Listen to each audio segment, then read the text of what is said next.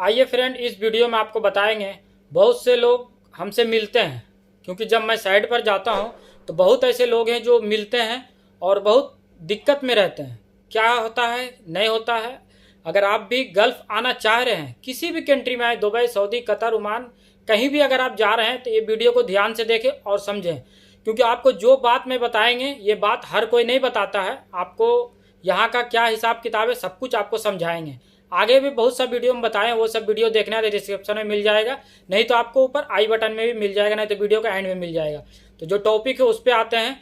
आपको बता रहा हूँ, अगर आप गल्फ आ रहे हैं तो थोड़ा बहुत भी काम के बारे में नॉलेज आपको होना चाहिए। कैसा नॉलेज होना चाहिए वो भी आपको बताएं। इंटरव्यू सिर्फ आप निकाल सकें, काम उतना सही से नहीं मालूम है, मुश्किल नहीं है, आके यहाँ सीख सकते हैं, लेकिन इंटरव्यू आपको निकालना जरूरी है। हेल्पर में अपना है, हेल्पर में आने से क्या क्या नुकसान होगा। कभी भी आप हेल्पर में आएंगे तो आपका सबसे बड़ी बात तो सैलरी कम लगेगा, और ऊपर से क्या होगा, यहाँ आने के बाद दिक्कत होगा। आप अगर इलेक्ट्रीशियन के हेल्पर में आते हैं तो क्या होगा, यहाँ पे आने के बाद दूसरा काम भी दे दिया जाता है। सिविल में भी काम अगर दे दिया जाएगा, जिसको यहाँ मेसन का काम बोलते हैं, मेसन के वीजा में ना आए। मेसन का काम बहुत हार्ड काम है, उसमें मेहनत ज़्यादा है और सैलरी भी उतना मिलता नहीं। तो अगर कुछ भी काम सीखें इसके बाद आए, प्लम्बर में आए, इलेक्ट्रीशियन में आए, एसी में आए, ये सब काम में अगर आप आते हैं, ये सब के हेल्पर में अगर आप सोचते हैं कि मैं जाके ये सब काम सीखेंगे, तो ऐसा नहीं। आप ट्रेड में आए तो ज़्यादा बेहतर रहेगा।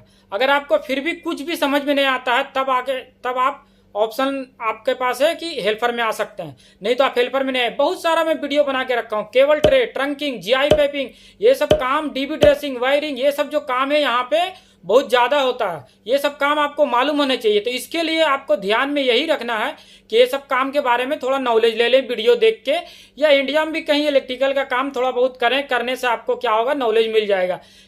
अगर आप यहाँ आना चाहते हैं तो आप 1 साल रुके पहले इंडिया में, 6 महीना भी कम से कम रुके।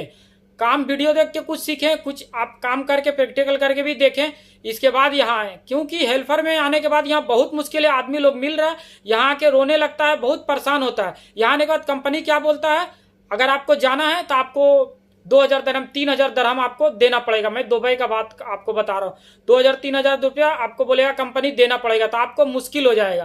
तो इसके लिए मैं सोचा ये सब बात आपको बताएं। और हेल्पर में आएंगे, आपका सैलरी तो कम रहेगा और काम का भी कोई भरोसा नहीं है। और सप्लाई कंपनी में ना आए। सप्लाई कंपनी क्या है, आप काम वो खुद को नहीं लेता है, मैं क्लियर आपको बता रहा हूँ। सप्लाई कंपनी में काम वो खुद नहीं लेता है, दूसरे कंपनी के अंदर में देता है। दूसरे कंपनी को देता है तो वो काम तो दबा के लेगा, क्योंकि पैसा वो कंपनी को घंटे के हिसाब से पे कर रहा है। तो इसके लिए आप बहुत समझ बुझ के, अगर आप आने से पहले कमेंट करें। बहुत से कंपनी के बारे में हमें नॉलेज है और बहुत से के बारे में नहीं नो, क्योंकि एक कंपनी नहीं, कंपनी यहाँ बहुत सारा है।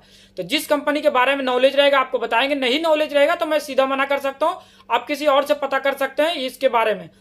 तो इसके लिए सप्लाई कंपनी में आए तो कंपनी में आए। सप्लाई कंपनी 100 में से 5% ही ऐसा है कि जो थोड़ा सही है, लेकिन काम तो सबका वही है कि दूसरे कंपनी को ही देगा, पैसा टाइम टूम पे देता।